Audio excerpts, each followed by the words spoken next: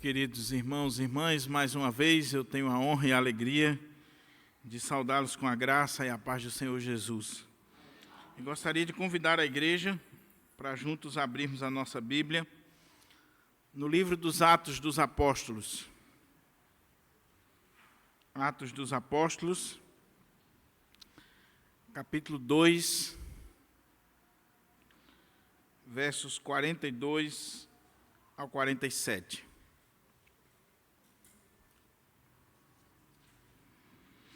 Hoje pela manhã, nós estivemos concluindo a nossa série de exposições na carta de Paulo aos Colossenses. Foram 13 exposições, cada uma delas de 1h20, 1h15, e se encontram no canal da nossa igreja. Se você perdeu essa série ou se você não acompanhou todas as mensagens, você pode ir no canal da nossa igreja e dar uma olhada. Tem a série de Colossenses, tem Filipenses, tem todo o Evangelho de Marcos, tem uma série sobre o profeta Elias, tem várias mensagens avulsas que com certeza será de suma importância para a sua vida. E hoje à noite eu não vou começar um livro novo, eu ainda estou orando e perguntando ao Senhor qual livro nós vamos trabalhar a partir da próxima semana ou do mês que vem. Então eu queria trazer uma mensagem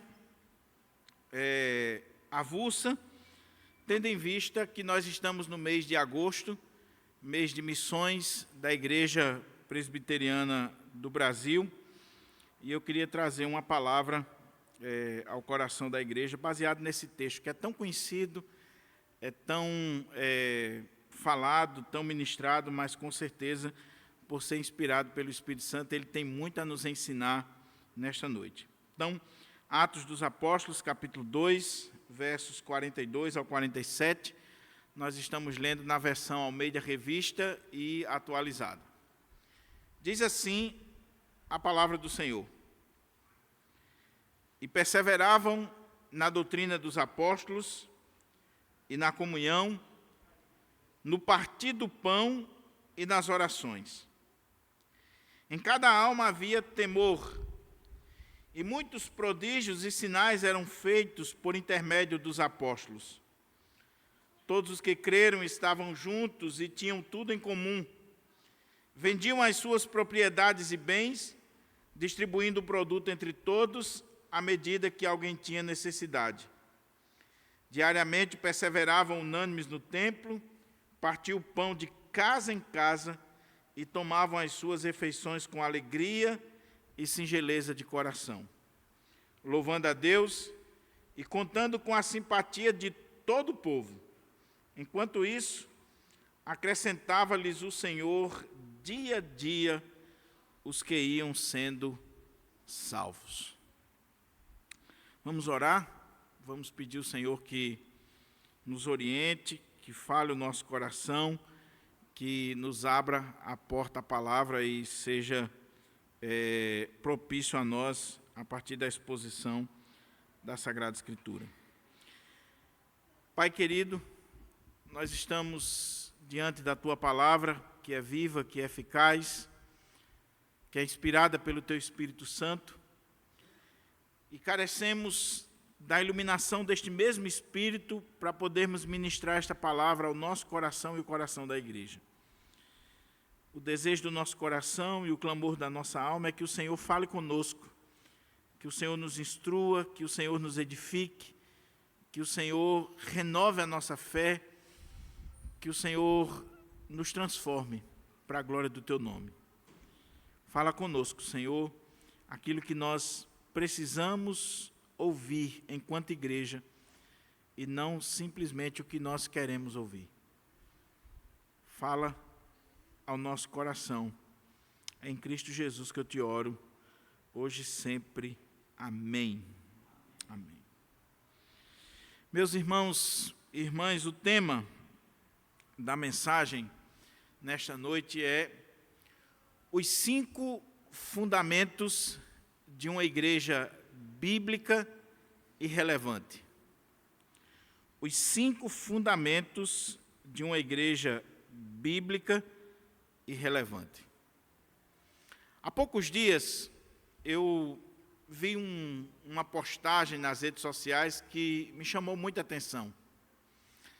E a postagem dizia o seguinte: não procure uma igreja mais próxima de sua casa. Procure uma igreja mais próxima da Bíblia. E aquilo ali me chamou a atenção. Não procure uma igreja mais próxima de sua casa. Procure uma igreja mais próxima da Bíblia.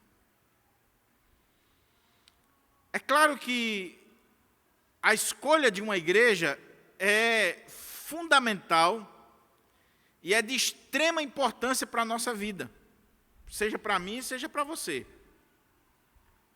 Quando nós vamos escolher uma comunidade eclesiástica, uma igreja para se congregar, nós precisamos levar em consideração não só isso que a frase da postagem dizia, e que entendo é bíblica e é importante, mas nós precisamos levar em consideração quais são as marcas desta igreja bíblica, desta igreja relevante, desta igreja para onde eu devo ir, onde eu devo criar minha família, onde eu devo me congregar e construir a minha vida ali, junto com aqueles irmãos. Nós estamos, como eu disse, no mês de agosto, e o mês de agosto é o mês de missões na Igreja Presbiteriana, porque foi no dia 12 de agosto de 1859 que o pastor presbiteriano, um jovem, com menos de 30 anos de idade, Ashbel Green Simonton, chegou ao nosso país e plantou aqui a Igreja Presbiteriana do Brasil. Desde então, a Igreja Presbiteriana usa o mês de agosto para conscientizar a comunidade sobre a importância das missões, da pregação do Evangelho, sobre as marcas de uma igreja bíblica e relevante. E pelo menos 5 fundamentos a nossa igreja destaca. É claro que quando a gente pensa sobre os fundamentos de uma igreja bíblica, ou as marcas de uma igreja verdadeira, nós lembramos daquelas marcas lá dos reformadores, de Lutero, Calvino, os reformadores que diziam que há pelo menos 3 marcas de uma igreja verdadeira, de uma igreja bíblica. Se você quer saber se uma igreja é verdadeira, se ela é bíblica, os reformadores diziam que tem pelo menos 3 marcas. A primeira é a pregação fiel do Evangelho. Uma igreja verdadeira, ela prega o Evangelho de Jesus Cristo. Ela não prega prosperidade, autoajuda, ela prega o Evangelho, ela prega Cristo. Segunda marca de uma igreja verdadeira é a administração correta dos sacramentos, o batismo e a ceia. Então, a igreja não despreza e a igreja administra os sacramentos de forma correta, batiza os conversos e ministra a ceia do Senhor. E a terceira marca que os reformadores colocavam é que uma igreja verdadeira, ela é uma igreja que tem disciplina eclesiástica. É uma igreja que batiza os conversos, que ministra a ceia, que prega a palavra, e o resultado disso é que quando esses conversos, esses convertidos, esses membros, eles estão saindo da linha que a palavra de Deus recomenda, então essa igreja exerce a disciplina bíblica. Disciplina que visa restauração. A disciplina sempre procura a restauração do faltoso e o bem da comunidade. É um membro que está enfermo, você está com um membro do seu corpo enfermo, no primeiro momento você não vai decepar aquele membro. Você vai limpar a ferida, você vai cuidar daquele membro, você vai fazer de tudo para salvar aquele membro, porque ele tem uma importância no corpo. Então, você vai querer restaurar aquele membro. Esse é o primeiro propósito. A não ser que aquele membro esteja tão infeccionado, a coisa esteja tão difícil, gangrenou ali aquele membro, aí você tem que cortar o membro excluir aquele membro para salvar o corpo. Aí sim, a disciplina pode chegar à exclusão. Mas, a princípio, o propósito da disciplina é restaurar o membro, curar o membro por causa da sua importância e da sua finalidade ali no corpo. Então, essas são as 3 marcas que os reformadores davam: pregação fiel, a administração correta dos sacramentos e a disciplina eclesiástica. Quando você não vê numa igreja disciplina, você já sabe que aquela igreja ali não é uma igreja verdadeira. Se lá o povo faz de tudo e não é disciplinado, não existe disciplina, você já sabe que ali não é a igreja de Deus. Se você não vê a administração dos sacramentos de forma bíblica, correta, batismo e ceia, também já está faltando uma perna aí da igreja de Deus.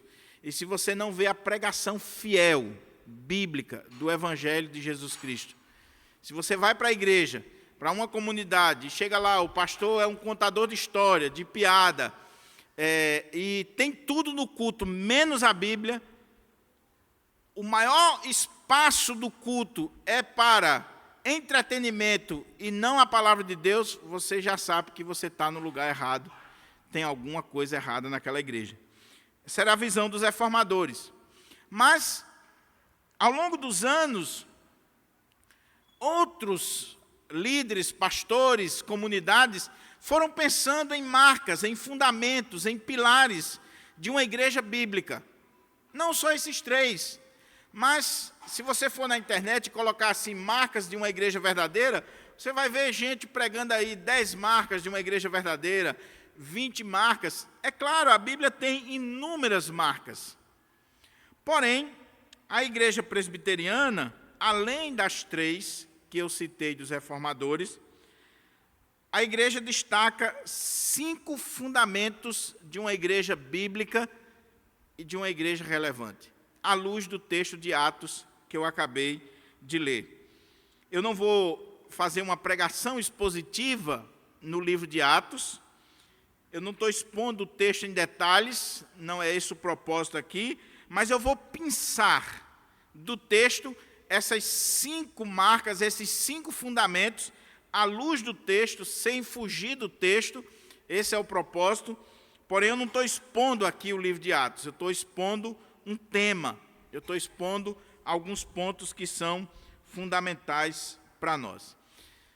Mas para a gente tirar essas marcas daqui, extrair essas marcas que mostra para nós esses 5 fundamentos de uma igreja bíblica e relevante, é preciso a gente entender um pouquinho o texto que acabamos de ler. Você sabe muito bem que o texto que acabamos de ler é um texto muito conhecido, um texto que praticamente todo crente tem decorado, porque fala daquele momento ímpar, singular, especial na igreja primitiva, quando, após a descida do Espírito Santo, um sermão maravilhoso ministrado pelo apóstolo Pedro, mais de 3.000 pessoas se convertem, e aí o autor de Atos, Lucas, ele vai narrar para nós, a partir do verso 42, como esses convertidos viviam. Essa primeira comunidade, essa primeira safra dos crentes ali em Jerusalém, como eles viviam. E aí o texto coloca muito bem o relato de como eles viviam. E quando Lucas coloca para nós aqui a vida daquela igreja, o dia a dia daquela igreja, a caminhada daquela igreja, nós vemos que aquela igreja não era uma igreja perfeita, porque não existe igreja perfeita nesta dimensão aqui. Você nunca vai encontrar uma igreja perfeita debaixo do sol. A igreja perfeita já está com o Senhor. É a igreja triunfante. A igreja militante, a igreja visível, a igreja que está debaixo do sol, ela nunca vai ser perfeita nessa dimensão, porque ela é formada por pecadores, como eu e você. E se você encontrar, como diz o ditado, não entre nela, porque você vai estragar. Se você encontrar uma igreja perfeita, não entre, por favor, porque você vai estragar. Então, a igreja de Jerusalém também não era uma igreja perfeita. Basta você ler o livro de Atos, você vai ver N problemas na igreja de Jerusalém. Já começa aqui, nos primeiros dias, com os primeiros convertidos. Chega no capítulo 5, você já tem um casal mentindo diante ali dos apóstolos e vão morrer por causa disso. Você tem disputas dentro da igreja e N coisas que é só você ler o livro de Atos e você vai ver que a igreja de Atos dos Apóstolos, mesmo sendo a primeira igreja, a igreja que teve o derramamento do Espírito Santo, a igreja que tinha os melhores pastores da época, que eram os apóstolos, homens cheios de Deus, do Espírito Santo, não era uma igreja perfeita. Tinha problema. Agora, ela tinha 5 coisas que são os fundamentos de uma igreja bíblica, de uma igreja relevante e de uma igreja que, a partir desses fundamentos, destas marcas, se você identificar, vá para ela. Mesmo que ela fique distante da sua casa, mesmo que ela esteja bem distante, se tiver essas 5 marcas, esses 5 fundamentos, você deve estar nela. Primeiro fundamento, o fundamento da adoração. É o primeiro fundamento. Quando a gente lê o texto aqui, Lucas retratando a vida daquela igreja, e principalmente o livro de Atos, nós vemos que aquela igreja orava, louvava a Deus. Aquela igreja cultuava, adorava o Senhor. Não existe igreja sem esse fundamento, sem essa marca da adoração a Deus. Louvando a Deus e contando com a simpatia de todo o povo. Perseverando na oração, na doutrina dos apóstolos, em casas, no templo. Aquela igreja era uma igreja que adorava a Deus, que cultuava ao Senhor. Meu querido irmão, minha querida irmã, culto para o louvor e adoração ao Senhor não é invenção dos homens. Nós não estamos aqui por um mero capricho dos homens. A igreja não se reúne para adorar porque alguém teve uma ideia brilhante de que a igreja deve se reunir para cantar louvores, para recolher dízimos e ofertas, para ouvir uma palestra empolgante, para na segunda-feira você se levantar com o pé direito. Não, a igreja, ela se reúne porque existe um imperativo divino de que o povo de Deus deve adorar a Deus. E você vê isso desde o Antigo Testamento, no Novo Testamento, na história da igreja, que sempre que existiu um povo que adora ao Senhor, eles se reúnem para cultuar o Senhor, para exaltar o seu nome, para cantar louvores, para festejar, para adorar o nome do Senhor. Então a primeira marca é a adoração. Nós nascemos para adorar o nosso Criador. Adorar de forma particular, adorar de forma comunitária, bíblica, de acordo com os princípios estabelecidos por Ele, mas nós nascemos para adorar. E aqui tem uma igreja que se reunia nas casas. Veja que a adoração não está ligada a um lugar, a um dia, pura e simplesmente, a um número de adoradores. Eles adoravam nas casas, eles adoravam no templo, eles adoravam, sejam em grande número, sejam em pequenos grupos, eles adoravam, eles cultuavam, eles exaltavam o nome do Senhor. E diz o texto que à medida que eles oravam e que eles louvavam a Deus, eles contavam com a simpatia de todo o povo. O povo olhava aquela igreja em adoração, exaltando o nome do Senhor, glorificando o nome do Senhor, e o povo ficava impressionado com a adoração daquela igreja. Oh, meus irmãos, como nós estamos precisando resgatar esse fundamento. Porque, como eu disse, adoração é o alvo supremo da nossa vida. Os teólogos de Westminster, quando definiram qual é o fim principal do homem, ainda lá em 1643 a 1649, na Assembleia de Westminster, eles perguntaram: qual é o fim principal do homem? E a resposta daquela magna assembleia foi: o fim principal do homem é glorificar a Deus e gozá-lo para sempre, se alegrar nele para sempre, desfrutar da presença, da graça, da misericórdia de Deus para sempre. Esse é o fim principal do homem. Então nós nascemos para adorar, para glorificar, para cultuar a Deus. Olha o culto no Antigo Testamento, cheio de símbolos, cheio de rituais, tudo aquilo como sombra do que viria no Novo Testamento. Aí você chega no Novo Testamento, é um culto mais simples, porque todos aqueles rituais apontavam para Cristo, mas você vê a igreja reunida, cantando louvores, exaltando o nome do Senhor, e a gente olha para a história da igreja e vê a igreja reunida, principalmente no domingo, no dia do Senhor, para exaltar o seu nome e declarar suas maravilhas. Meus irmãos, nós não viemos aqui para uma reunião do Rotary Club, ou do Clube de Mães, ou de uma associação qualquer. Nós não viemos aqui para uma palestra do CDL. Nós não viemos aqui para um mero ajuntamento. Nós viemos aqui para adorar o nosso Senhor, para tributar a Ele a honra e a glória devido ao seu nome. E quando nós fazemos isso da forma bíblica, da forma correta, de acordo com os princípios estabelecidos por Ele, quando nós fazemos isso com vida, com singeleza de coração, com sinceridade, com corpo e alma, com todo o vigor do nosso ser, isso impressiona o mundo. O mundo não entende, irmão. Seu colega de trabalho, ele não consegue entender como é que no domingo, em vez de você estar em casa assistindo televisão ou fazendo outra coisa, você vai para um templo para cantar algumas músicas, para ouvir um sermão. Ele não entende isso, ele não consegue perceber que você está aqui para adorar o Senhor, não para homens. Então, a primeira marca é a marca da adoração. Nós não podemos perder isso aqui. E é a adoração a Deus. O culto, ele é teocêntrico, cristocêntrico. Ele não é antropocêntrico.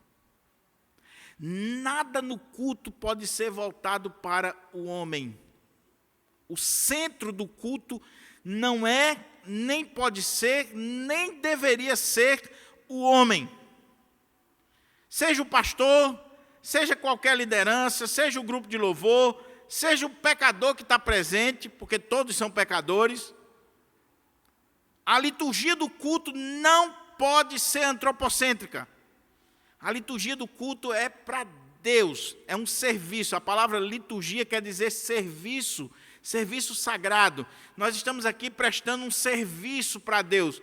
E o culto é como aroma suave que chega à presença do Senhor por intermédio de Cristo. Então, cuidado quando você diz assim, o culto não prestou para quem?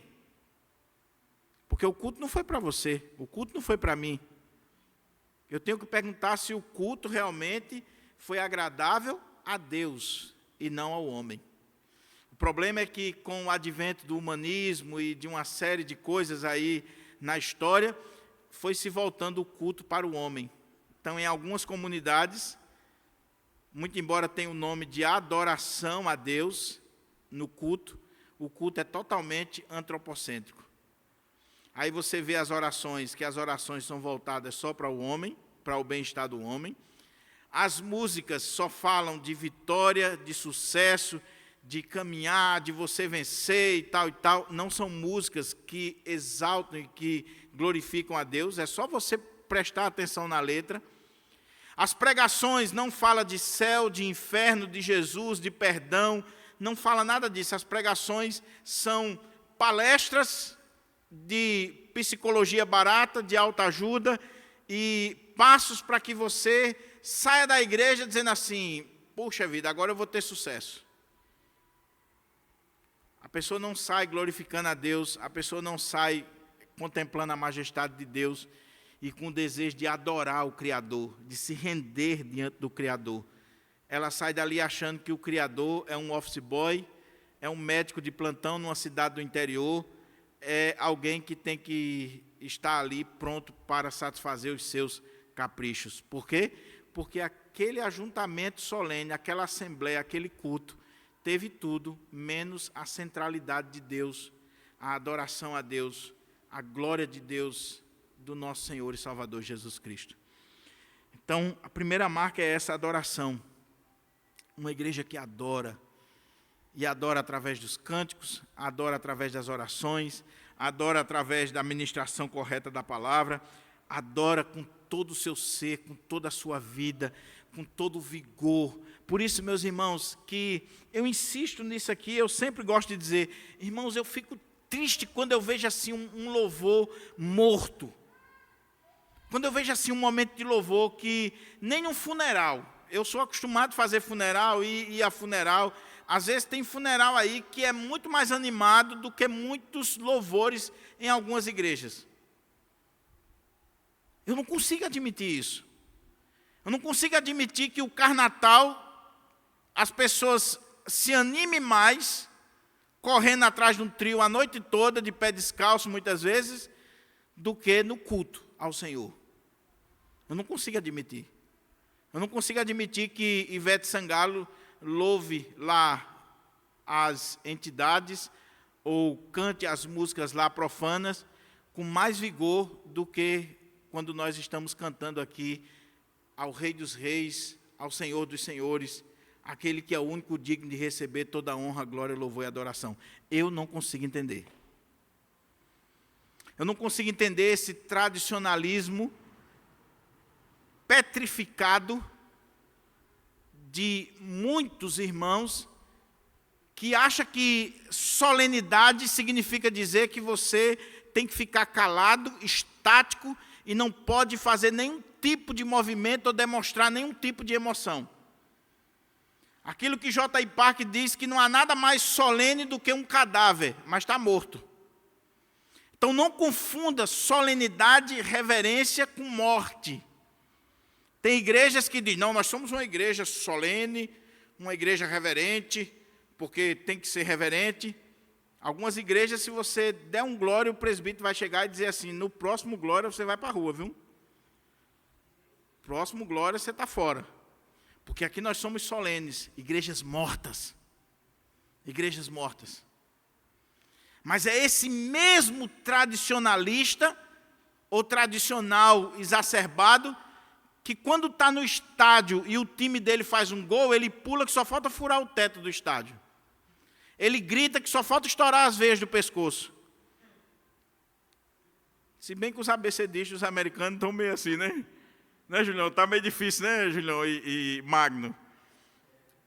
Magno disse que é, está vendo, Júlio? Então, meus irmãos, nada contra. Vai lá. Você é ABCdista como Magno, o ABC fez o gol, comemore, fique alegre, faz parte, é americano como Júlio ou como outros irmãos aqui, beleza. Agora, meu irmão, examina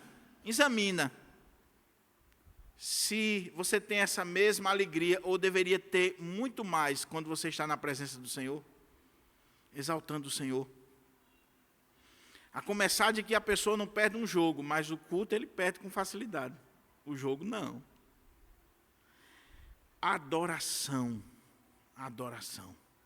Segunda marca de uma igreja, ou o segundo fundamento de uma igreja bíblica e relevante, que mesmo que ela esteja a quilômetro de distância da nossa casa, nós devemos ir para lá, se a que está próxima da nossa casa não tem esse fundamento.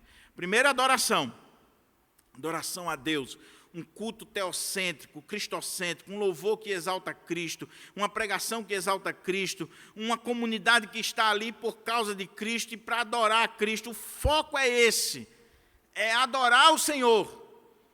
Adorar o Senhor. Não interessa se é no templo, numa casa, se é na cidade, no campo, não interessa. Aonde tiver essa comunidade e tiver esses irmãos que o propósito é adorar o Senhor, eu quero estar com eles e eu quero fazer parte desse grupo. Segundo fundamento, a comunhão. Adoração a Deus, comunhão com Deus. Quando nós manifestamos esse anseio de estar na presença de Deus e de glorificar a Deus e exaltar ao Senhor na beleza da sua santidade, mas não existe comunhão com Deus sem comunhão com meu irmão. É por isso que existe o culto individual, que você presta ao Senhor individualmente. Quando você ora, você lê a Bíblia, você canta louvores, você faz o seu momento devocional. Existe o culto doméstico, quando você reúne sua família ali em torno da mesa e você faz o culto. Existe o culto da vida, que nós prestamos esse culto ao Senhor com a nossa vida, com o nosso ser, nosso trabalho, o nosso dia a dia. E existe o culto público, a assembleia solene, que o objetivo é não só glorificar a Deus e trazer essa comunhão da comunidade, da igreja com Deus, mas também provocar essa comunhão entre os irmãos. Entre os irmãos. Não existe carreira solo quando o assunto é igreja, é cristianismo, é reino de Deus. Não existe carreira solo. Então diz o texto aqui, que eles perseveravam na doutrina dos apóstolos, na comunhão. E eles tinham comunhão em tudo. Havia uma koinonia, tinha tudo em comum. Havia um laço de amizade, de amor. Havia uma comunhão com Deus. Eles louvavam a Deus, eles exaltavam o nome do Senhor e comunhão uns com os outros. Comunhão. Como nós estamos precisando resgatar isso. Porque tem alguns aí já defendendo que eu sou a igreja. Ué, tu é a igreja individualmente? Primeiro é uma contradição. Igreja é sinônimo de plural. Então, eu sozinho não sou igreja. Ah, não, eu não preciso de estar numa comunidade para ser igreja. Eu sozinho sou a igreja. Nada disso, biblicamente não. Você é um tijolo, uma pedra, nesse grande templo espiritual que é a igreja do Senhor Jesus. Você é um membro. Você sozinho não é igreja. Você em casa, pura e simplesmente, você não é igreja. Você é igreja quando você está nessa comunhão dos santos. E eu não estou falando aqui de denominação, meus irmãos, porque essa comunhão aqui vai muito além do aspecto denominacional e que a gente precisa ter cuidado de não querer resumir a igreja de Deus à nossa denominação.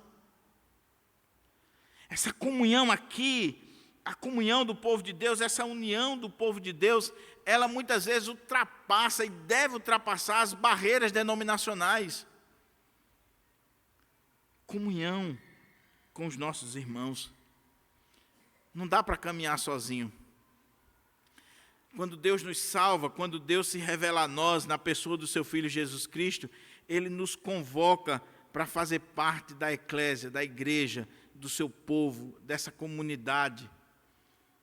E aí eu vou começar a desfrutar de comunhão com os meus irmãos. Vou conhecer pessoas novas, pessoas que têm o mesmo propósito, o mesmo objetivo, que crê no mesmo Deus, que tem a mesma palavra como regra de fé, que tem o Espírito Santo, que está sonhando os mesmos sonhos que eu. Nós precisamos desfrutar dessa comunhão. Então, cuidado, meu querido, quando você não entende isso. Igreja não é pura e simplesmente para você vir no domingo de noite, participa do culto, vai embora, vai viver sua vida. Ninguém lhe conhece, você não conhece ninguém, você não quer papo com ninguém. Isso não é cristianismo. Isso não é a igreja de Deus. Perseveravam na comunhão, no partir do pão. Diariamente estavam juntos nas casas, no templo. De tal maneira que quando alguém tinha necessidade, eles sabiam das necessidades e eles ajudavam. Agora, como é que eu vou lhe ajudar se eu não sei nem quem você é? Se nós não temos relacionamento, comunhão. Então nós precisamos disso aqui, desse fundamento. este pilar, esta marca da igreja, comunhão. E é tão bonito quando você vê uma igreja que realmente tem comunhão, tem vínculo. Os estudiosos do crescimento da igreja dizem que você não consegue permanecer numa comunidade se você não tiver ali amigos. Uma verdadeira comunhão. Se você não desenvolver relacionamentos, vínculos afetivos, se você não tiver ali pessoas que orem com você, pessoas que partilham o pão com você, pessoas que adorem ao Senhor junto com você, pessoas que vivem uma vida em comum com você. Eu sei, meus irmãos, que nós estamos vivendo o século 21, de muita celeridade, de correria, mas nós precisamos pensar em coisas que venham promover mais a comunhão entre nós, que venham estreitar os laços, os relacionamentos. Porque nós não somos uma ilha, nós não podemos caminhar sozinhos. A Bíblia diz que é melhor ser dois do que um, porque quando um cair, o outro levanta. Nós precisamos desfrutar de comunhão uns com os outros. Agora, quando o cara está doente, aí sabe o que ele faz? Nós vamos para o culto, terminar o culto, assim que o pastor der a bênção apostólica, você diz amém de dentro do carro. Porque eu não quero contato com ninguém. Essa pessoa está enferma, está doente. Porque você precisa ter comunhão com seus irmãos. E deixa eu abrir um parênteses aqui. Meu querido, depois que você abraçou a fé, não é que você vá desprezar os seus amigos lá de fora, não. Que aí você tinha que sair do mundo. Não é isso. Você vai ter relacionamentos, você vai ter amizade com pessoas do trabalho, com amigos da escola, tudinho. Agora, se você tem mais vínculo com as pessoas do mundo do que com seus irmãos na fé, alguma coisa está errada. Se você se sente melhor com as pessoas que não crê no mesmo Deus, que não tem a Bíblia como única regra de fé e prática, que não tem o mesmo Espírito Santo, que não pensa como você pensa, que não tem o mesmo óculos para ver o mundo como você tem, que é o óculos da fé, mas você com ela, você está na bênção, está feliz, está legal, está tudo beleza. Agora com os seus irmãos da igreja, você não quer papo, você não quer construir relacionamento, tem alguma coisa errada, meu irmão. Veja aqui, 3.000 pessoas, não é uma igreja pequena. Que a gente pode, não, mas a igreja tem 100 membros, 200 membros, como é que vai ter comunhão? A igreja aqui tinha 3.000. E esses 3.000 encontravam espaço para orar juntos, para comer juntos, para desfrutar de comunhão na presença do Senhor. Os seus melhores amigos têm que estar aqui. Tem que ser da fé. Tem que ser alguém que você possa conversar com essa pessoa, orar com essa pessoa e desfrutar da comunhão diante do Senhor. A comunhão do povo de Deus é algo tão bonito que Davi diz no Salmo 133, ao quão bom e quão suave é que os irmãos vivam em união. Davi está vendo as tribos reunidas, não para a guerra. Após um período turbulento, ele está assumindo o reinado num momento difícil, numa crise política muito grande. E ele está assumindo e ele vê as tribos reunidas ali, unidas e reunidas na sua presença, não para a guerra, não para tratar de problemas, mas para adorar o Senhor. E quando ele vê as tribos reunidas na sua presença ali, para adorar o Senhor, para glorificar o Senhor, e ele vê que existe uma ação do Espírito Santo, porque quem produz a comunhão é o Espírito Santo. A gente precisa pensar em estratégias e tal, mas a primeira estratégia é orar, é pedir para Deus agir. Aí Davi é inspirado pelo Espírito e escreve esse hino, Salmo 133. Ó, quão bom e quão suave é que os irmãos vivam em união. É como óleo precioso, qual desce pela barba, a barba de Arão, e desce pela gola das suas vestes. É como o orvalho do Hermon que desce sobre os montes de Sião. Ali ordena o Senhor a sua bênção e a vida para sempre. Eu não vou expor o Salmo 133, mas dá uma olhadinha nele para você ver como é interessante. A comunhão vem do alto, a comunhão passa pelo sacerdote, pela liderança. Esse óleo é símbolo do Espírito Santo que é colocado na cabeça do sacerdote, desce para a barba, para as suas vestes, onde estava aqui no peitoral, as 12 pedras representando as tribos, e vai descendo, e depois isso vira um rio, que por onde vai levando vida. O que Davi está dizendo?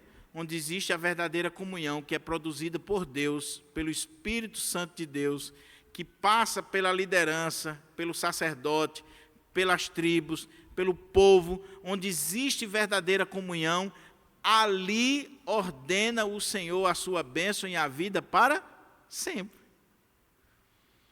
Se a igreja está em comunhão, se a igreja está unida, se a igreja está se fortalecendo nos vínculos de comunhão, ali ordena o Senhor a sua bênção. A igreja se multiplica. Viu aqui? A comunhão da igreja de Jerusalém, é claro, junto com outras marcas, outros fundamentos, mas a comunhão da igreja de Jerusalém fez com que o mundo olhasse para aquela igreja e disse assim: veja como eles se amam. Veja a união desse povo, a comunhão desse povo. Eu quero fazer parte dessa comunidade. Eu quero estar presente com esse povo. Agora, se o mundo olha para nós e vê que a gente está aqui se mordendo, brigando, disputando cargos, um querendo ser melhor do que o outro, se um vem por esse corredor, ele vai pelo outro corredor, sentam em locais opostos porque não se falam, como é que Deus vai ordenar a bênção? É aquilo que eu falei há algum tempo atrás aqui numa mensagem, e algumas pessoas foram muito impactadas com isso. Você vai escolher uma escola para o seu filho, você vai olhar a escola, você chega lá, os meninos estão se mordendo, brigando, batendo no outro, as professoras, todo mundo, você diz assim: que escola maravilhosa, é aqui que eu vou deixar meu menino. Não, meu irmão. Você vai ver se a escola é organizada, se os alunos são bem comportados, se existe ali comunhão para você deixar seu filho. É assim que Deus faz. Deus está olhando para a igreja do Pirangi e está olhando se a igreja está em pé de guerra ou se a igreja está em comunhão. Aí, se a igreja está em comunhão, ele diz: eu vou mandar meus eleitos para ali, meus filhos, minhas filhas, aqueles por quem o meu filho morreu por eles. Vou mandar para lá, porque lá é um ambiente saudável, agradável, de comunhão, de união. Agora, se papai do céu olha para cá e vê pastor brigando com presbítero, presbítero com diácono, sociedades internas, a igreja em pé de guerra, ele olha assim e diz: vou mandar meu menino para ir nada, vou mandar o eleito para a Assembleia de Deus, para a igreja batista, para a luterana, para a igreja da esquina. Porque eles não estão desfrutando de comunhão, eles não se amam, eles estão brigando. Então deixa primeiro resolver a confusão entre eles, para depois eu mandar os meus eleitos para lá. O Senhor não ordena a bênção. Primeira marca, adoração. Segunda marca, comunhão. Terceira marca, ensino. Diz o texto aqui que aquela igreja perseverava na doutrina dos apóstolos. Doutrina, ensino, instrução, pregação fiel da palavra. Uma igreja verdadeira, uma igreja bíblica, uma igreja relevante, uma igreja para a qual nós devemos ir e devemos dizer: é aqui que eu vou criar os meus filhos e eu vou dedicar a minha vida toda. É uma igreja que ensina a palavra de Deus, que prega a palavra de Deus fielmente, que se preocupa com a instrução do povo, com o crescimento do povo. John Stott diz que nesse dia aqui o Espírito Santo formou uma escola em Jerusalém para doutrinar o povo de Deus. E eles perseveravam na doutrina dos apóstolos, no ensino, na instrução. Porque a igreja precisa de adoração, de culto, de louvor, de contemplação, de termos esse momento onde nós entramos na presença de Deus para adorar o Senhor. Ela precisa de comunhão, de vínculo, de amizade. Mas tudo isso pode ser vazio se não for fundamentado no ensino correto da palavra de Deus. Então, olha, pastor, eu estou indo para uma igreja ali que é uma maravilha. Olha, você chega lá, ó, o louvor é um negócio assim espetacular. É uma orquestra, é isso, é aquilo. Ó, o culto é não sei o quê e tal, e tal, e tal. E a palavra, meu irmão? Não, a pregação é fraca, assim, o pastor não... Mas, assim, eu fiquei encantado com o ambiente, as paredes pretas, luzes coloridas, não sei o quê. Ô, meu irmão, se a igreja não tem um ensino, tudo isso aí é vazio. Não, mas eu me emocionei. Sim, você pode se emocionar numa boate, meu querido. Você pode se emocionar num show de Roberto Carlos. Você pode se emocionar em outro ambiente. Você tem que ver se existe ali a doutrina dos apóstolos, que eles receberam de Jesus. Se o evangelho está sendo pregado da forma bíblica correta. Se existe interesse daquela igreja que você cresça na fé, no conhecimento, na palavra de Deus. Não é no que o pastor diz, o que a diretoria diz, a denominação diz. Não, porque a nossa denominação, o que a denominação pensa, o pastor pensa, não tem nenhuma relevância se não estiver fundamentado na palavra de Deus. Não quero saber o que o pastor pensa, eu quero saber o que a Bíblia diz. O ensino dos apóstolos, a palavra de Deus. Mas quantas pessoas vão para as igrejas por outro motivo? E quantos pastores que estão usando de subterfúgios, de estratégias pura e simplesmente humanas para atrair o povo, porque não crê mais no poder da palavra de Deus. Dr. Martyn Lloyd-Jones, que é uma das maiores influências para o meu ministério, já falecido, faleceu em 81, foi pastor da Capela de Westminster, em Londres, por mais de 30 anos, era um pregador expositivo, um homem de Deus, que abandonou uma carreira na medicina como um cardiologista, um dos melhores do seu tempo, que seria o cardiologista da família real, porque ele era o auxiliar do médico da família real, e ele seria o sucessor natural. Ele abandona essa carreira médica de sucesso para ir ser pastor numa comunidade em Sandfield, e depois ele vem para a Capela de Westminster, em Londres, onde ele terminou o seu ministério.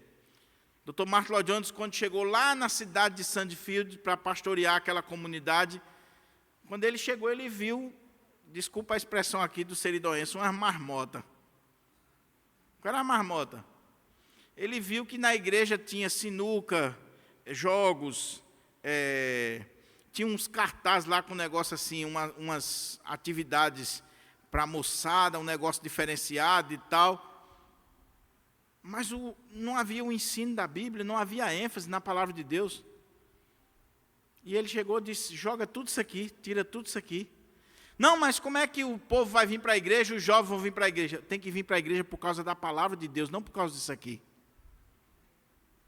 Então queima tudo aí, bota aí na lareira aí, mas o povo tem que vir por causa da palavra de Deus. Eu não estou dizendo que a igreja não possa ter uma sala de jogos, não estou dizendo isso. Eu estou dizendo que se nós usarmos isso para atrair o povo, se nós usarmos métodos mundanos e não o ensino da palavra de Deus, nós vamos trazer para cá só mundano. É o que Paul Washer diz. A igreja está usando a isca do mundo, os métodos mundanos, e depois reclama porque os mundanos estão bagunçando dentro dela. Porque você trouxe, meu amigo. Foi você que trouxe.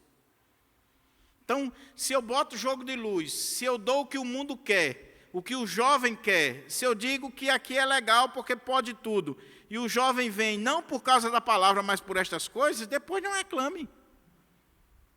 Agora, uma igreja que tem esse fundamento do ensino, uma igreja que você vai com a Bíblia e você sabe que ali vai ser ensinada a Bíblia para você, para a sua família, para os seus filhos, para a comunidade, onde você estuda a palavra de Deus, seja na escola dominical, seja no culto de doutrina, seja nos cultos normais da igreja, não interessa qual é o método, o sistema. que a gente tem que ter cuidado também para não estar canonizando sistemas.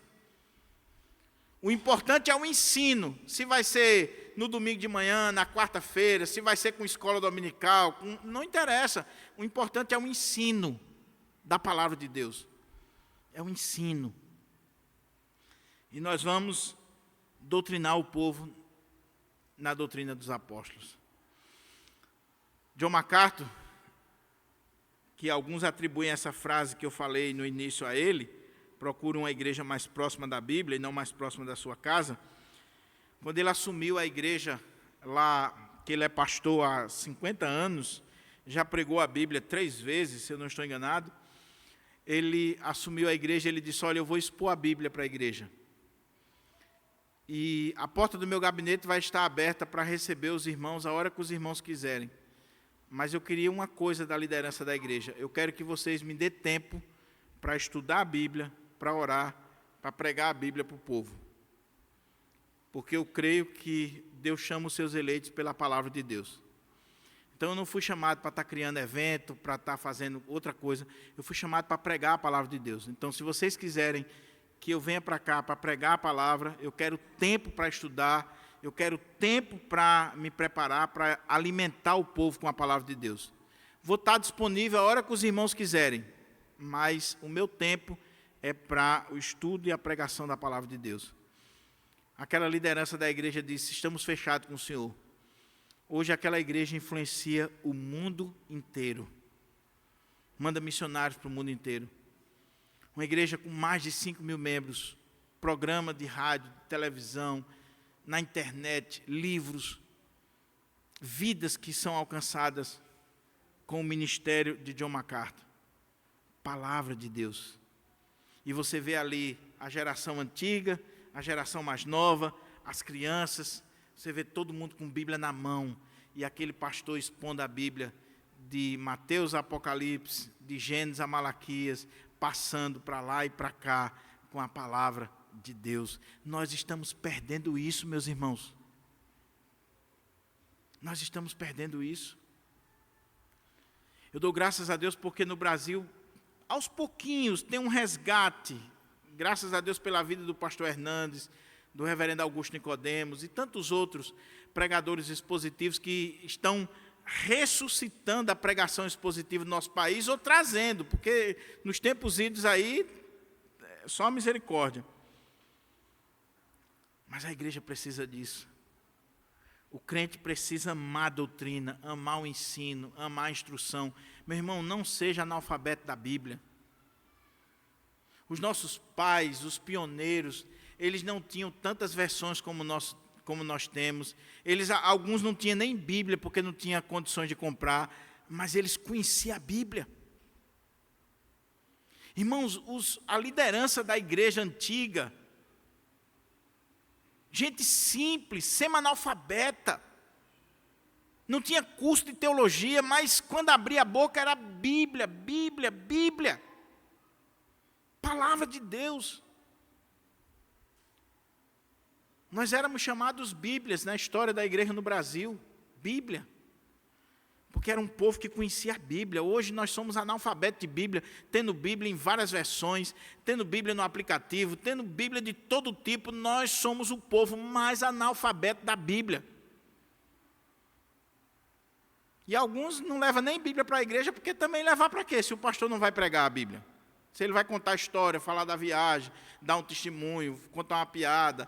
Então, levar a Bíblia para quê? Se a Bíblia é usada como mero pretexto. Levar para quê? Bíblia, ensino, palavra de Deus. E eu louvo a Deus porque a nossa igreja, nós temos procurado resgatar isso aqui. Nós não temos escola bíblica dominical, já há uns 5 ou 6 anos, se eu não estou enganado, que nós não temos escola bíblica dominical, mas nós temos um culto no domingo de manhã, onde nós estamos expondo livros inteiros da Bíblia.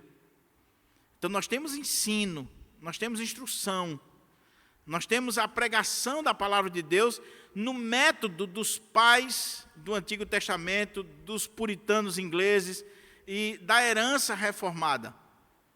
Escola dominical é algo de 100 e poucos anos para cá. o método que nós estamos utilizando tem 1.900 anos, 2.000 anos.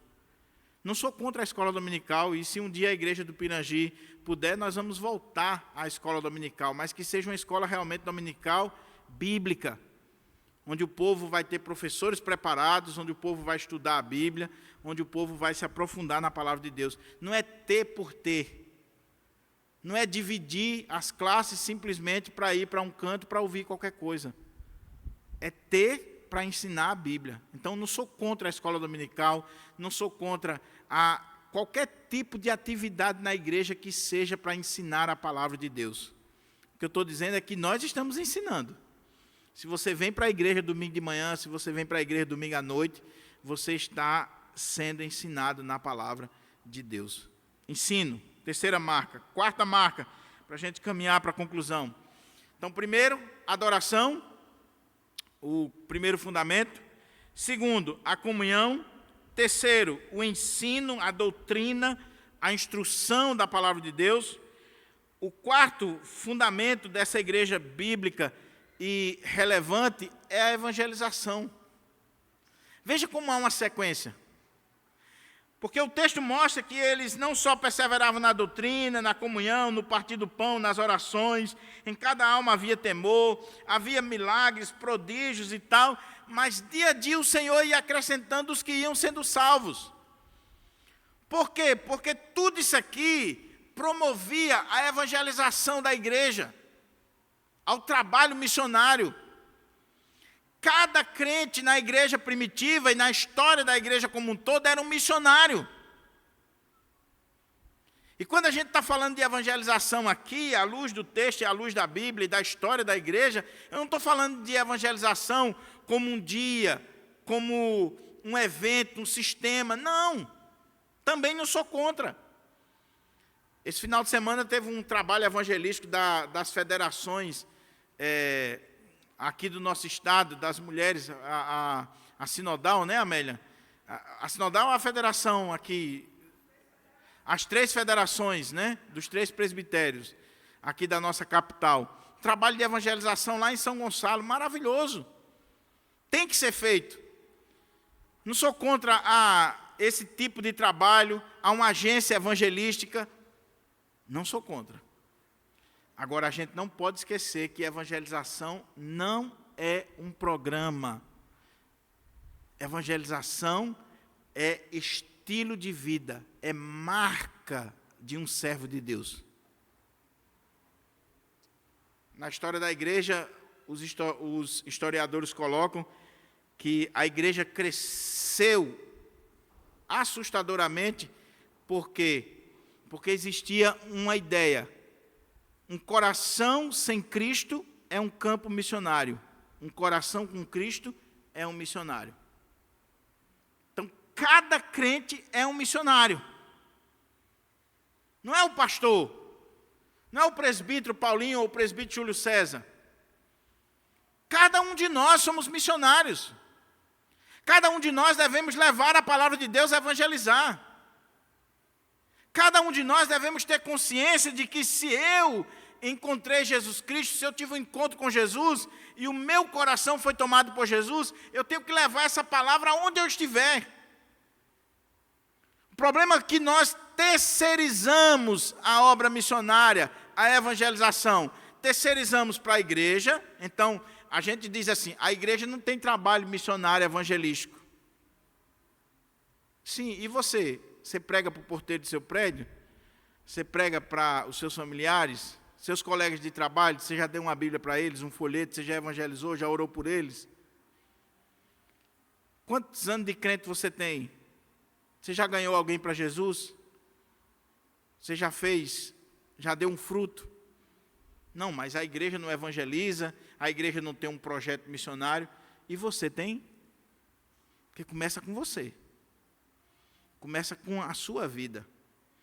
Rústio Gonzalez, na coleção dele de História da Igreja, ele diz assim, que a igreja do Senhor cresceu, não foi por causa, em primeiro lugar, dos grandes luminares do saber da igreja, dos reverendos, dos pastores. A igreja cresceu por causa dos escravos, dos mercadores, das donas de casa, dos homens simples, homens de Deus, mulheres de Deus, que quando aceitavam Jesus como Salvador, saíam espalhando a mensagem do Evangelho por todo lugar onde ia.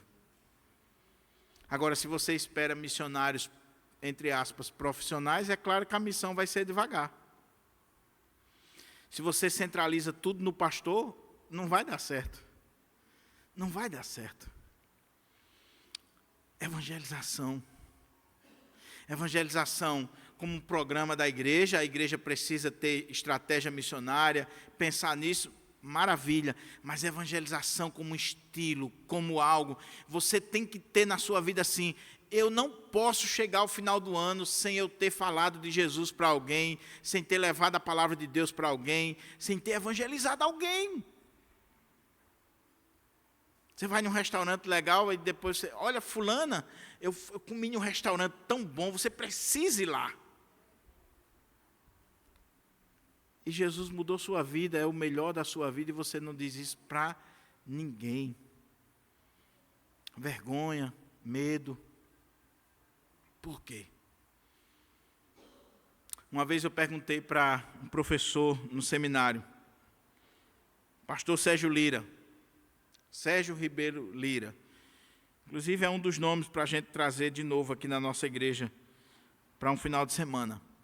E eu disse assim, aula de missões, eu disse assim, pastor, por que as igrejas pentecostais crescem, principalmente a Assembleia de Deus, e a nossa igreja com boa doutrina, com pastores tão preparados, com crentes muitas vezes tão nobres, gente de todos os setores da sociedade, e por que a nossa igreja está aqui há mais de 100 anos, nós estamos fazendo 165 anos, por que a nossa igreja não cresce como deveria, e a igreja pentecostal, algumas igrejas crescem? Ele disse assim, por uma razão muito simples. Qual? Pega uma Bíblia. Ele fez assim. Pega uma Bíblia e uma gravata e dá para um presbiteriano. Ele vai se tornar o quê? Um teólogo para discutir teologia. Calvinismo, arminianismo, problema do mal, isso, aquilo, outro. Pensa num povo que gosta de estudar, somos nós. Graças a Deus. Já falamos sobre a importância do estudo. Ele disse, agora pega uma Bíblia, uma gravata e dá para qualquer membro da Assembleia de Deus para ver o que ele vai fazer. Ele vai se tornar um evangelista, vai pregar na praça, na rodoviária, nos ônibus, em todo lugar. É diferença de visão. A gente discute como evangelizar, como fazer, reunião daqui, reunião dali. Pense num povo que gosta de reunião, somos nós. Pense num povo que gosta de planejar. E como dizia um autor presbiteriano, lá na década de 90, dizia assim, pense num povo que gosta de ata, e depois que bota na ata, não desata jamais. O importante é botar na ata. Faz um experimentozinho, e olha as decisões que estão nas atas, e veja quantas não foram colocadas em prática. Levou 4 horas de discussão. De vez em quando eu faço isso no conselho. Fizemos isso recentemente. Irmãos, olha aqui, ó. A gente passa muitas vezes 2, 3 horas discutindo um assunto, botou na ata e esquece. Porque nós gostamos de ata. Aí o outro, ele não tem ata, ele não sabe escrever ata, ele não sabe quem foi Calvino, Armínio, mas ele sabe dizer assim, eu era cego e agora vejo. Eu estava perdido e fui achado. Jesus mudou minha vida. Mudou minha história. Eu fico encantado quando eu vejo um crente assim, fervoroso, que não tem medo de pregar, de falar, de levar o evangelho. Gente simples, gente humilde. Você olha assim e diz, meu Deus do céu, como eu sou covarde. Senhorinhas simples, humildes, gente simples, levando a palavra. E nós que conhecemos tanto, calado. E sabe o que é pior? É quando você vê alguém assim, que é simples, humilde, que você diz, é doido, essa aí é doida, essa é doida. Olha o jeito dela, nem é educação. Aí a doida ganhou alguém para Jesus. A pessoa foi transformada. E o doutorzão aqui, a doutora, o irmão inteligente, entra ano e sai ano e não dá um fruto. Porque falta ousadia do Espírito Santo, falta intrepidez, falta sensibilidade, falta o amor pelas almas. Nós precisamos amar as almas. Meus irmãos, o povo está indo para o inferno todo dia, todo dia. Nossos familiares, nossos vizinhos, nossos amigos, gente do nosso trabalho, gente que convive comigo e vocês, se a gente não falar, vão para o inferno, estão perdidos, casamentos sendo destruídos todo dia. E quem vai falar para eles? O Estado? Não, é você, sou eu. Somos cada um de nós. Que você saia daqui dizendo assim: eu quero ser um evangelista, um missionário, quero pregar o Evangelho. Ó Senhor, me dá uma estratégia, me dá uma visão para eu ganhar o meu prédio, para eu ganhar o pessoal que trabalha comigo. Senhor, me ajuda para que eu preciso dar um fruto. Eu não posso ser estéril. Não posso. E aí Deus vai lhe dar a estratégia, Deus vai lhe dar a palavra, Deus vai usar você para a glória do nome dEle. Lembre-se, a igreja cresce por causa de gente simples, gente anônima, gente que você nem imagina. É porque na historiografia, né, sai o nome dos bacanas, dos reverendos, dos teólogos, do pessoal de destaque. Nunca sai o nome do povão. Nunca sai o nome do povão. Mas a obra de Deus é feita pelo povo. Gente simples, gente humilde. Evangelização. Que Deus resgate isso em nós. Que Deus acenda essa chama na nossa vida. Irmãos, nós estamos perdendo os nossos filhos. As estatísticas dizem que nem os filhos dos crentes estão ficando na igreja. Quanto mais as pessoas de fora. Nós estamos perdendo. E se você não abrir a boca, se você não falar, se você não levar o Evangelho, vai perder mesmo. Vai perder mesmo. Então não brinque com isso, que é sério. Não brinque. Nós estamos estudando a história da igreja aqui na quarta-feira. Se você puder vir, venha. Vamos entrar, se Deus quiser, na história da igreja no Brasil. Eu fico impressionado quando eu vejo a obra missionária no Brasil, debaixo de perseguição, de espada, de morte, tudo que você possa imaginar. E a igreja crescendo, prosperando, através da pregação fiel do Evangelho. O último fundamento que esse texto coloca para nós, que a gente pode pensar, de uma igreja bíblica e relevante, é a ação social.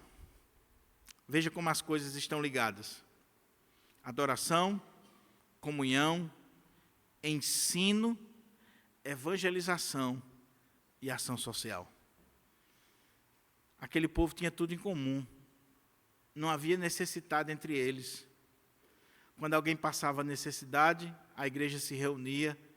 Aqueles que tinham mais chegavam até vender suas propriedades para distribuir o produto entre todos, à medida que alguém tinha necessidade.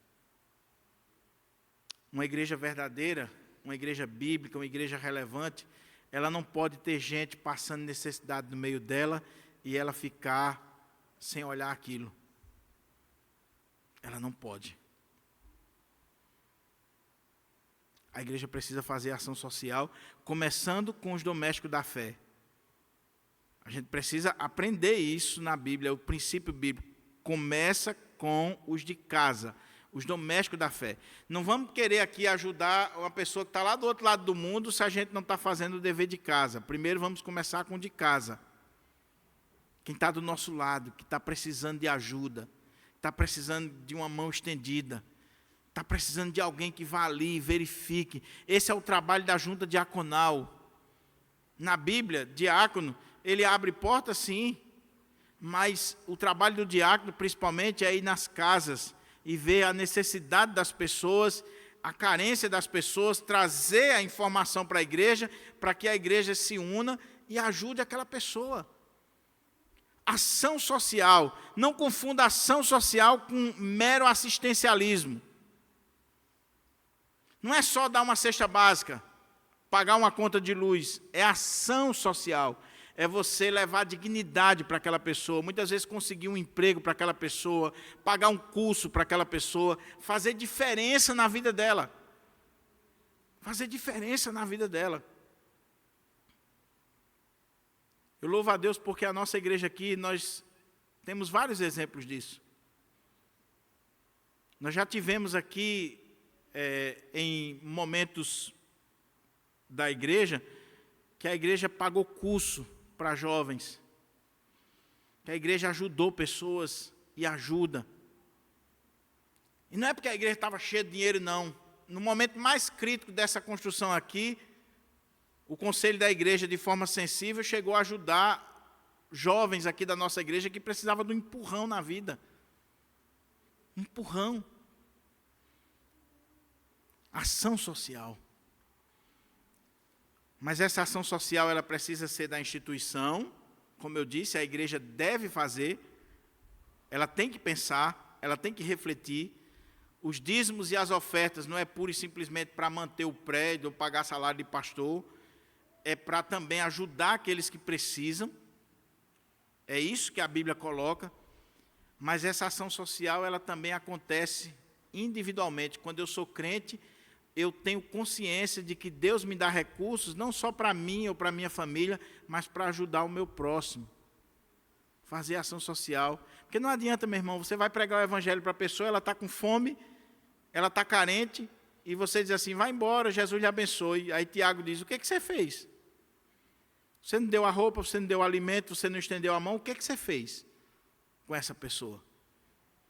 Olhe para a história.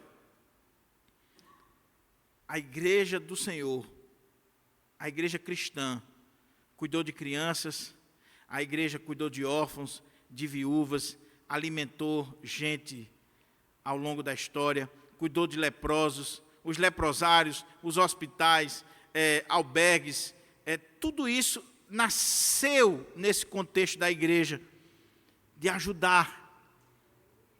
Eu estava lendo, por exemplo, eu estou me preparando para as aulas de História da Igreja no Brasil, e eu estava lendo que era muito comum aqui no Brasil, por exemplo, uma portiolazinha que se tinha nas entidades religiosas, onde as pessoas chegavam e colocavam ali uma criança, rodava aquela portinha, e a criança era adotada pelos religiosos, e cuidavam daquela criança. Porque você sabe muito bem que entre os índios e alguns povos, se nasce gêmeos, eles matam um. Se nasce com defeito, eles matavam. Então a igreja ia lá e acolhia essas crianças. Gente leprosa, gente doente. A igreja ia lá e cuidava. Olha a história das pestes, das epidemias, as pandemias que já existiram aí. Quem é que dava vida? Quem é que ia lá cuidar? Quem é que estava presente? Os cristãos. Fascinação social. A ponto de um dos imperadores romanos dizer assim, eu vou levantar mais uma perseguição contra a igreja. Reuniu os conselheiros e um conselheiro disse assim, o senhor vai perseguir a igreja cristã? Sim. E quem é que vai cuidar dos pobres da cidade de Roma? Porque são eles que sustentam esses pobres. Você quer que essa bomba venha para a gente? E aí ele parou de perseguir os cristãos. Imagina aí se o governo hoje resolvesse perseguir a igreja. Será que nós teríamos esse testemunho? Mas sabe o que está acontecendo hoje, irmãos? Religiões espíritas fazem muito mais obra de caridade do que muitas igrejas evangélicas, do que muito crente.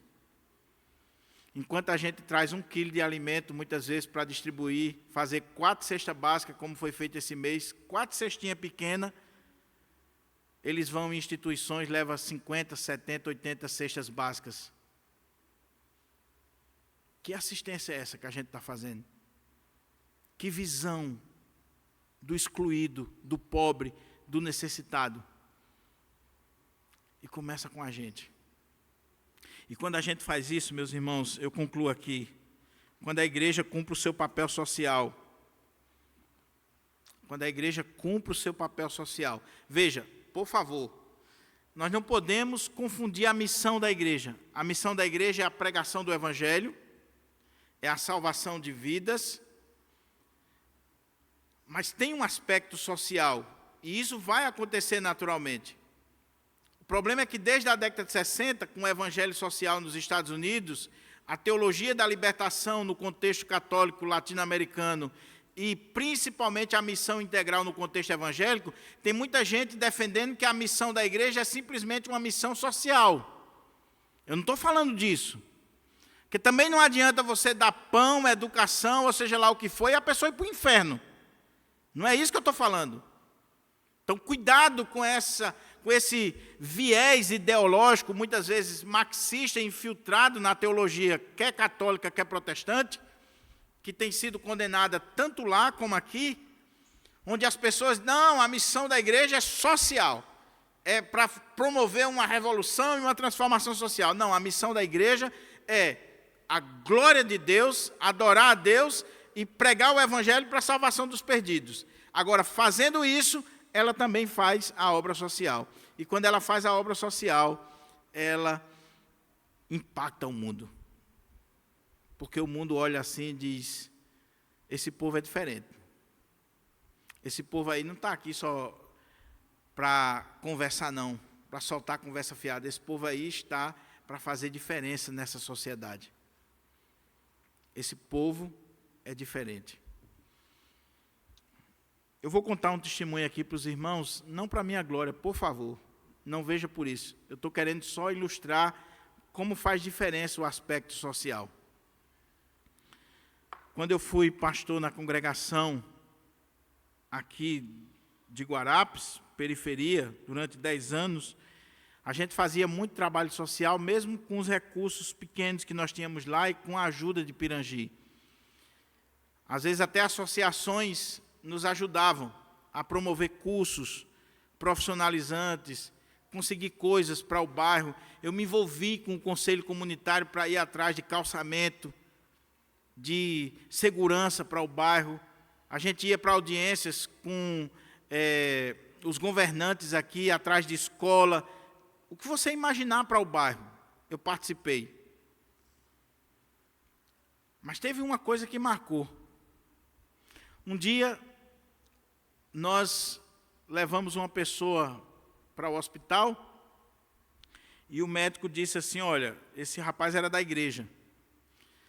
E o médico disse, olha, esse menino está com tuberculose e precisa fazer o tratamento assim, assim, assim. Imagine isso, 2000, 2001, por aí. E o tratamento é longo e tal. E a casa dele era uma casa que não tinha reboco. Era uma casa úmida, com sérias dificuldades. E o médico disse, e nesse ambiente insalubre ele não pode ficar.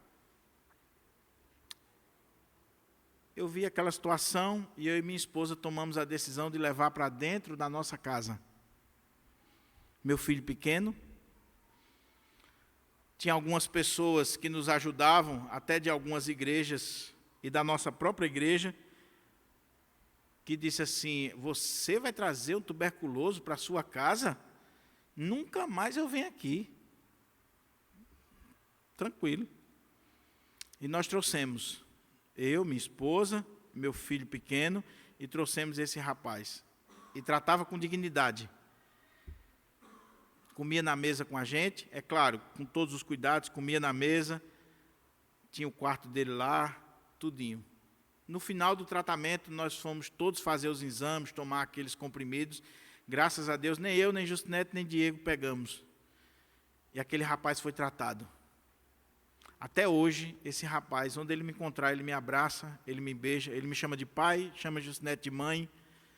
A família dele, até hoje, é grata à igreja do Senhor. É grata à igreja do Senhor. Se nós precisarmos de qualquer coisa deles, e não foi feito por isso, mas se eu precisar de qualquer coisa dele, ele pode estar onde for. Se eu ligar, ele diz assim, estou chegando aí. Nós precisamos marcar a vida das pessoas. Sabe por que eu estou aqui? Porque lá atrás alguém investiu na minha vida. Alguém investiu. Tinha um irmão presbítero lá de Currais Novos que tinha uma mercearia, que ele tinha um projeto. Simples, ele era um homem simples, semi-analfabeto, mas ele tinha um projeto. Ele pegava os jovens da igreja, os pré-adolescentes, levava para a mercearia, ensinava a passar troco, fazer depósito em banco, vender. Quando o cara estava bem desenvolvido, ele tirava, colocava outro. O problema era quando levava as contas, né, Júlio? Eu lembro no dia que eu fui demitido, o que eu fiz? Mas não, é porque já tinha que treinar outro. E nesse dia que eu fui demitido nessa merceariazinha, saí triste, sábado, desci uma ladeira que tem do lado dessa mercearia, cheguei numa ótica, pedi emprego e trabalhei nessa ótica muitos anos. Por quê? Porque eu já tinha sido instruído aqui por um servo de Deus, que disse assim, eu vou investir nesses jovens da igreja. Meu irmão, em nome de Jesus, investe em alguém. Sabe por quê? Porque seu dinheiro acaba ou vai ficar para outros. Faça algo de relevante na vida de alguém. Invista. Faça ação social. Transforme a vida de alguém, de uma família. Em nome de Jesus. Que Deus aplique a palavra no nosso coração. Que a gente saia daqui com esses 5 fundamentos. E queira Deus que a nossa igreja, meus irmãos, como eu disse, não existe igreja perfeita e a nossa igreja não é, a começar do pastor. Mas que a nossa igreja, a começar do pastor, diga assim, Senhor, eu quero esses fundamentos. Nós queremos ser uma igreja que adora, nós queremos ser uma igreja que tem comunhão, nós queremos ser uma igreja que preza pelo ensino, nós queremos ser uma igreja que preza pela evangelização, vamos usar todos os meios. Um exemplo claro aqui, a internet. Quantas pessoas estão aqui porque acompanham pela internet? Evangelização, alcançando países, pessoas. E eu quero ser uma igreja que trabalha a questão social. Eu quero ser usado por Deus para abençoar alguém, para levar o alimento, levar o consolo, levar o conforto, fazer diferença na vida de alguém. Seja alguém que está enfermo no corpo ou na alma, eu quero fazer diferença na vida deles. Vamos orar?